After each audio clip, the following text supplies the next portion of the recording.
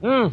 Okey, sebelum ni buah ni dia kurang sambutan tau dekat Party Fruit. Sangat kurang. Tapi alhamdulillah mungkin sebab dah ramai dah mengetahui tentang khasiat dan juga kelebihan buah ni, alhamdulillah sekarang ni sambutan sangat luar biasa. Apa nak tahu buah apa?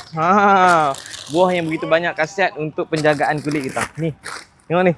Kalau kat tempat apa orang panggil buah apa? Apa tengok ni? Yang ni. Oh, ada banyak buah dia baru sampai. Kalau kat tempat apa, ni digelar sebagai buah apa? Cuba komen tengok. Ada orang panggil buah nona, ada orang panggil nona sekaya, ada orang panggil macam-macam lah nama dia. Cuma komen tengok. Saya nak rasa satu biji. Ini dah masak satu biji. Bentuk pun seakan-akan bentuk love ya.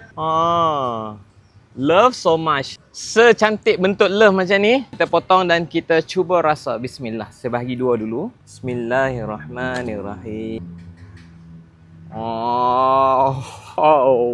Cantik tak? Bentuk love. Jadi saya nak rasa. Bismillahirrahmanirrahim.